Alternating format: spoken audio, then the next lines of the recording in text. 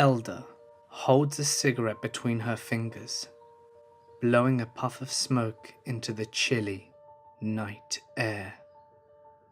She glances at the cancer stick with a minor look of shame and disgust. I really ought to quit these things, she tells herself quietly, as she tosses it to the ground. Her large platform boots crush it with a minor amount of force. She sighs quietly to herself and pushes a strand of her lilac hair out of her hazel eyes.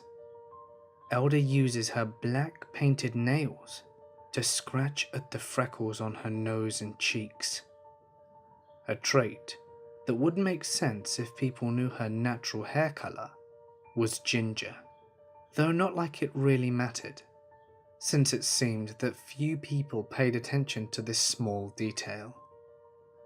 Her hand absent-mindedly pulls a thread at the hem of her tank top, whilst the other pulls at the bottom of her tartan skirt.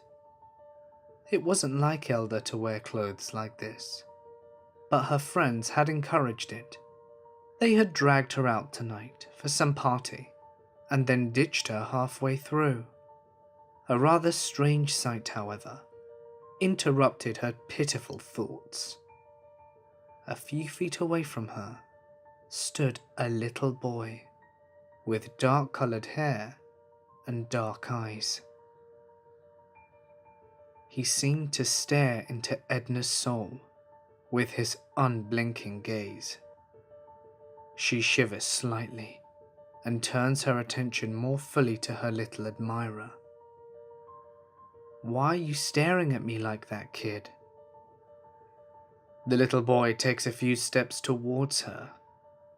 "Why is your hair purple?" Elder couldn't help but smile at the innocence of the question. It wasn't something she was used to, as she rarely ventured outside her home.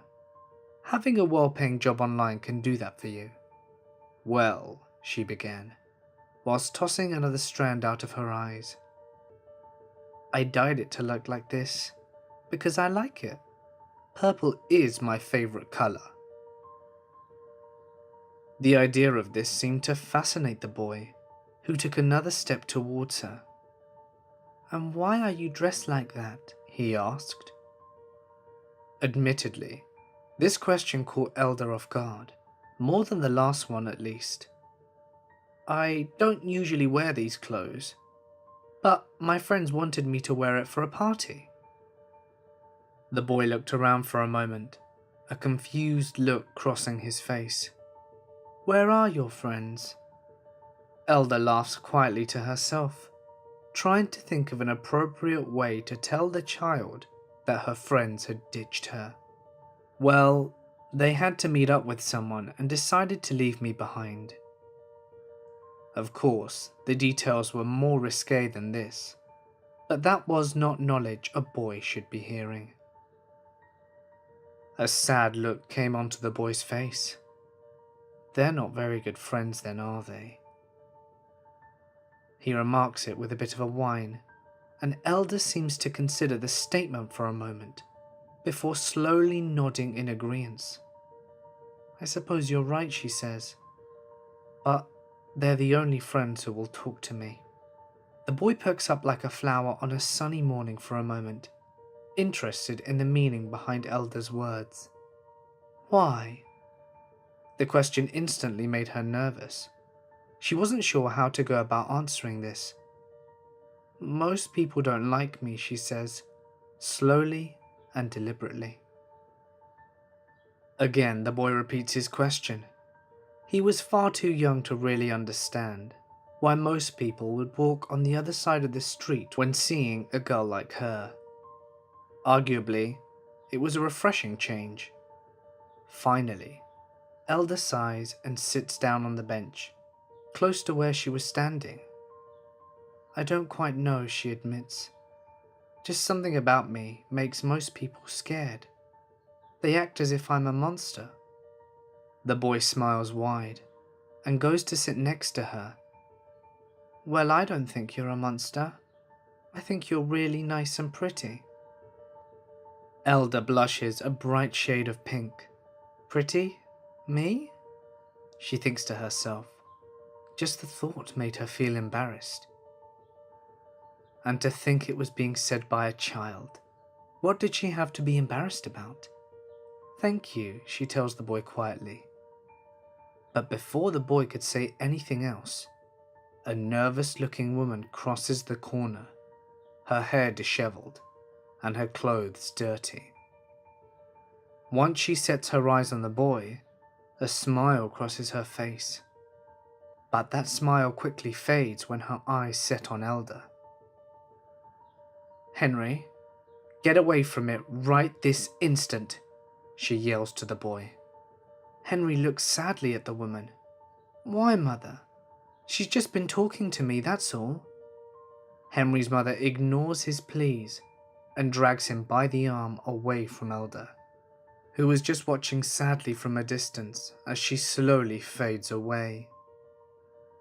As he was being dragged, Henry lays eyes on a small memorial plaque placed by a lamppost. Alongside notes and stuffed toys was a picture of Elder, lilac hair covering her hazel eyes and freckles. Hey guys, it's Mort here, and thank you so much for listening. This was a submitted creepypasta from the very talented Jinxie. I loved it, and I really enjoyed the twist. What did you think of it? If you enjoyed the video, please remember to drop it a big thumbs up to let me and everyone else know that you liked it, as well as subscribe so that you don't miss what I have in store for you next. Okay, so I had this idea the other day from the comment section in the chatroom stories video. I'm going to start a story with a sentence, and then I want to see if you guys can carry the story on in the comments section, writing additional sentences. Let me give you an example. I'll write on a comment, on a cold winter night. And then someone else jumps in and writes the next sentence and so forth. We created a very interesting story last time, but if you guys are up for the challenge, I'd love to see if we can create one together. And hey, I may even read it as its own video. And remember that if you have had a creepy or paranormal experience that you wish to share, feel free to send it to my email, which you can find in the description. You can also follow me on Instagram and Twitter @TheMortisMedia for some secret stuff you won't find anywhere else. But anyway, for now guys, I'm gonna sign off. Stay awesome, and I'll see you in the next one.